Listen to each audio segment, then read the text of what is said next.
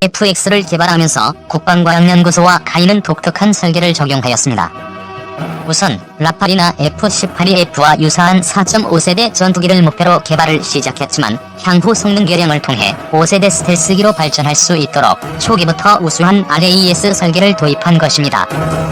국방과학연구소와 카이의 계획은 KEFX 블록 1을 실전 배치한 이후 향후 블록 3 개량 사업을 통해 KEFX의 내장형 웨폰 베이를 장착하고 램 도료와 기타 절연 재료 등을 적용함으로써 5세대급 스텔스 전투기로 거듭나게 할 계획입니다. 한국의 스텔스 역사는 비교적 길어서 1990년 컬프전을 통해 F-117 스텔스 전폭기가 큰 활약을 펼치자 1996년 1월 국내에서도 국방부와 공군, 해군, 그리고 국방과학연구소 전문가들이 모여 한국적 상황에 적합한 스텔스 무기 체계 연구를 본격화했습니다. 다양한 스텔스 기술 중 항공 분야 기술을 담당한 곳이 바로 국방과학연구소 3체계 개발본부이며 1999년 7월부터 스텔스 형상 설계 재료 개발 과제를 개시하였습니다. 국방과학연구소는 KEFX 블록 1을 실전 배치한 이후 향후 컴퓨터 그래픽처럼 블록 3 사업을 통해 KEFX의 내장형 웨폰 베이를 장착하고 램 도료와 기타 절연 재료 등을 적용함으로써 5세대급 스텔스 전투기로 거듭나게 할 계획입니다. 스텔스 기술의 다른 한 축인 레이더 흡수 재료의 개발은 1997년부터 본격화되었습니다. 국방과학연구소는 300여 종의 다양한 무기계, 유기계, 금속계 물질을 사용해 다양한 테스트를 수행, 수많은 시행착오 끝에 도전 손실, 자성 손실, 분극 손실 기능 모두를 갖춘 나노 구조, 신물질을 개발하는 데 성공하였습니다.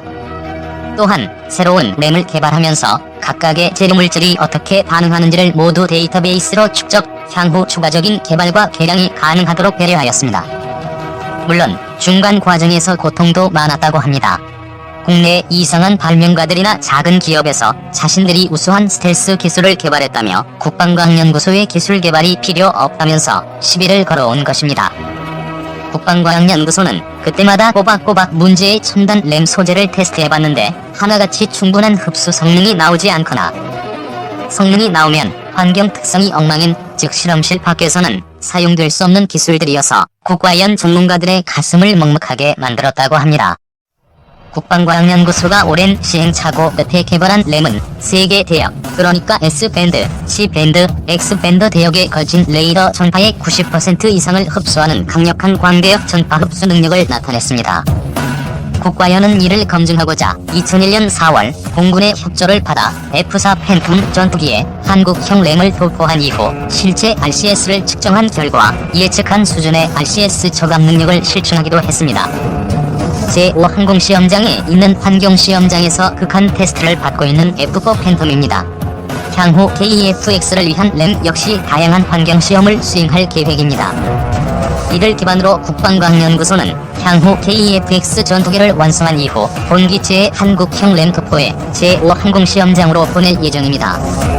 이곳에 설치된 대형 특수환경시험장에서 극한의 환경에 노출시킴으로써 한국형 램의 내구성을 확인한 이후 신뢰성 평가를 통과하면 실제 KEFX 기체에 사용할 계획인 것입니다. 그러나 사실 현재 사용 중이거나 개발 중인 램은 많은 한계점을 가집니다. 현용 램 도료는 특별히 관리된 대형 항원 방습시설에서 전문가가 도료 형태로 천천히 도포해 층을 쌓아가는 형태기에 칠하기가 어려울 뿐만 아니라 지속적인 관리가 요구되기 때문입니다. 전문가들이 미국의 스텔스 기술을 세계 최고로 평가하는 이유 자체가 램의 흡수 능력도 우수하지만 무엇보다 다양한 극한 환경에서 사용할 수 있는 램 도료를 개발함은 물론 이를 관리할 수 있는 기반 기술과 경험이 있기 때문입니다. 요즘 핫한 스텔스 기술로 메타 물질이라는 것이 등장했습니다. 국내에서도 2019년 첨단 국방산업전에 참가한 파동에너지 극한 제어 연구단을 통해 방위사업청이 지원한 연구 예산을 활용해 개발 중인 다양한 군사용 메타 물질이 공개되었습니다. 대표적으로 KEFX 전투기의 기체 표면과 조종석 유리창에 사용할 수 있는 메타 스텔스 물질이 공개되었기에 이를 소개해봅니다. 여기서 메타 물질이란 현존하는 물질의 형태와 구조를 인위적으로 변경함으로써 자연적인 물질에서 나오지 않는 특이한 성질을 발휘하도록 만들어낸 인공적인 물질을 의미합니다. 파동에너지 극한 제어 연구단이 개발한 유연 메타 표면 흡수체 기술은 얇고 유연한 플라스틱 필름에 인쇄용 프린터를 활용해 메타 전도성 잉크로 레이더 흡수 성능을 갖도록 그린 다각형 도면 형태를 갖는 램 필름입니다. 이렇게 스텔스 성능을 갖추도록 인쇄된 유연한 필름을 KEFX 전투기 표면에 붙이는 형태, 즉 자동차에 래핑 필름을 붙이는 것처럼 부착함으로써 광대역 스텔스 능력을 발휘할 수 있습니다. 필름형 코팅의 장점은 기존의 램 도료처럼 특수하게 관리되는 전문 시설이 필요하지 않으며 투명한 플라스틱 필름을 사용하므로 외부 온도 변화, 특히나 비와 수분 등에 강할 것으로 예측되고 있습니다. 다만 아직 충분한 환경시험은 아직 실행되진 않았다고 합니다.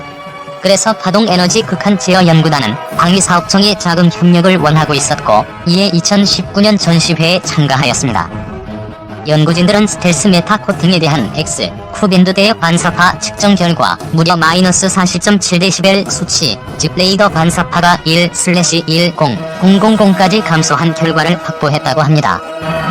이론적으론 KEFX가 가진 우수한 RAS 형상 설계에다 스텔스 메타 코팅이 적용된다면 충분히 5세대급 스텔스 성능을 발휘할 수 있다고 합니다.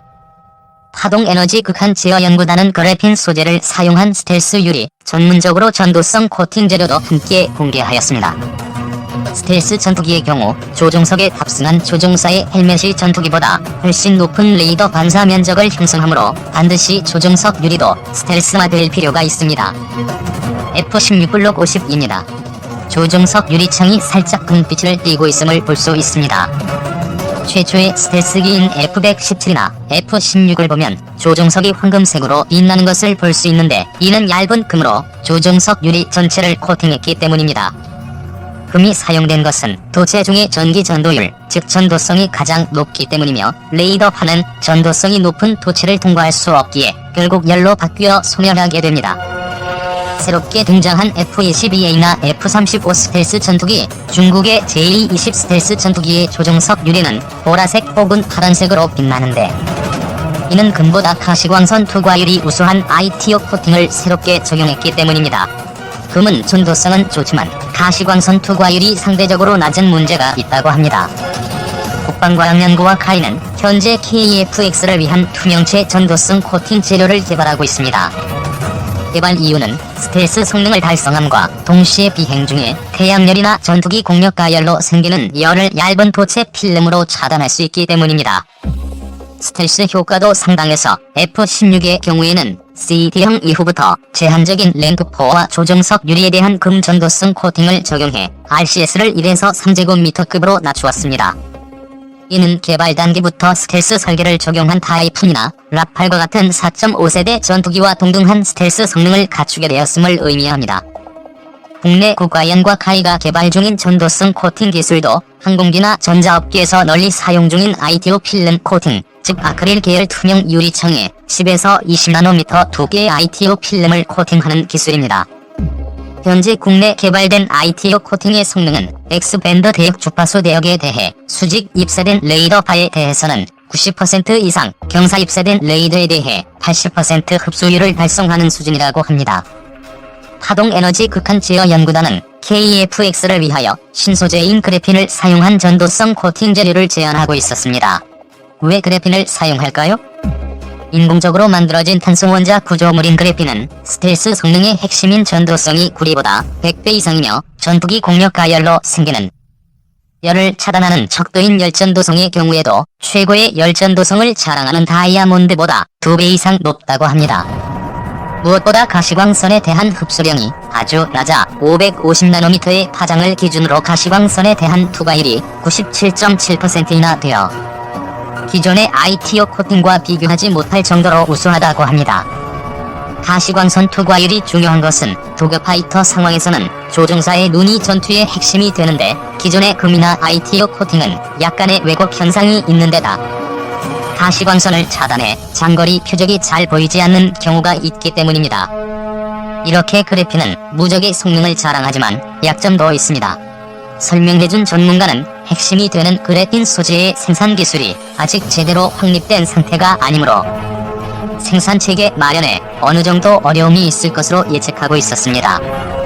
이렇게 대량 생산은 아직 어려운 상황이지만 그래핀 기반 조종석 유리는 아직 미국도 생산에 성공하지 못한 신기술이므로 한국에서 먼저 성공해 상용화시킨다면 충분히 미국의 F-35 전투기에도 제한할 수 있는 전략적 신기술이기도 합니다. 특히나 한국은 전자공학 기반이 튼튼해 그래핀 기술에서는 미국과 동등한 기술력을 자랑합니다. 역시나 파동에너지 극한 제어 연구단은 환경시험과 그래핀 양산기술 확립을 위한 방위사업청의 자금적인 지원을 바라고 있었고 아주 가치 있는 기술이라고 생각됩니다. 다행히 국내에서도 한국형 다퍼 프로그램이 진행되고 있어 메타 스텔스 기술에 대한 자금 투자가 지원될 가능성이 높다고 합니다. KF-X를 위한 메타 스텔스 기술과 장보고 3급 잠수함을 위해 개발 중인 메타 스텔스 기술, 한국의 자랑인 질화갈륨 전력 증폭 소자 등의 첨단 기술은 밀리터리 리뷰 이지 1900